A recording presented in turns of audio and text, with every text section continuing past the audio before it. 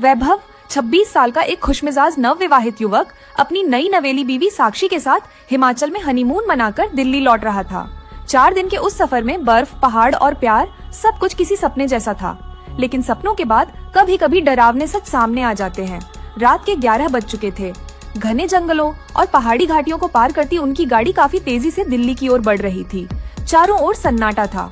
बस उनकी गाड़ी की हेडलाइट्स और इंजन की गूंज उस वीराने में मौजूद थी। अचानक वैभव की नजर सड़क के किनारे खड़ी एक औरत पर पड़ी।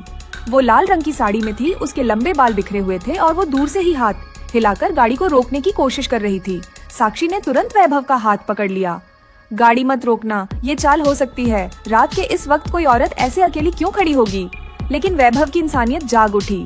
अगर ये सच में मुसीबत में है तो कहकर उसने गाड़ी धीरे की।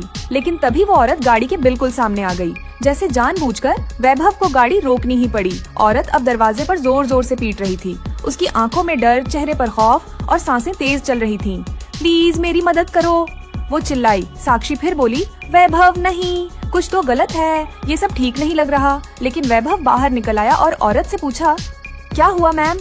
मेरी गाड़ी खाई में गिर गई है और उसमें मेरी छोटी बच्ची फंसी हुई है। वो बहुत डरी हुई है, प्लीज उसे बचा लो। यह सुनकर साक्षी भी बाहर आ गई। तीनों दौड़कर खाई की ओर भागे। कुछ ही दूरी पर एक टूटी फूटी गाड़ी एक पेड़ से टकराई पड़ी थी।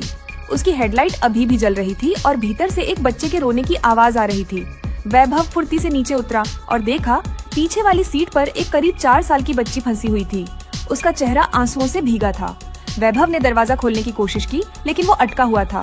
कई कोशिशों के बाद दरवाजा खुला और बच्ची ने वैभव के गले लगते ही रोना बंद कर दिया। जब वैभव बच्ची को लेकर ऊपर आया तो कुछ अजीब हुआ। वो औरत कहीं नहीं थी। अरे वो औरत कहाँ गई? साक्षी ने चारों ओर देखा।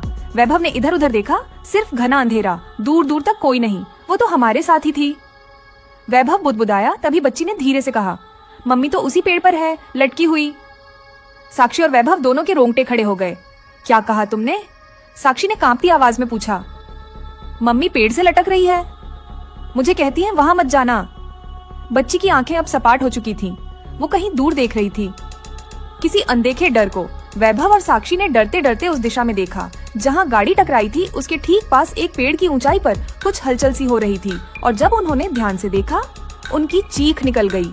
लाल साड़ी में वही औरत पेड़ की शाख से उल्टी लटकी हुई थी।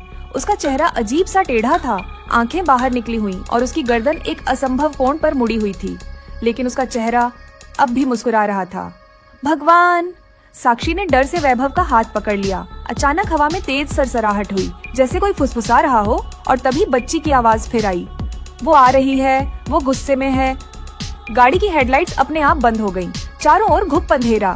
फिर एक अजीब सी आवाज, किसी के नाखून सड़क पर घिसटने की। एक पल में वैभव ने बच्ची को गोद में लिया और साक्षी का हाथ पकड़कर गाड़ी की ओर दौड़ा।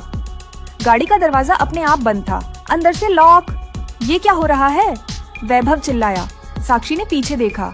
वही औरत अब गाड़ी के सामने खड़ी थी, पर अब उसकी आंखों से खून बह रहा था। उसका चेहरा पूरी तरह सड़ चुका था और उसके मुंह से एक भयानक आवाज निकल रही थी, जैसे कई आत्माएं एक साथ चीख रही हों। तुमने उसे छुआ, अब तुम मेरी जगह नहीं जा पाओगे। वो दहाड़ी, एक जोरदार बिजली की चमक हुई और सब कुछ गायब।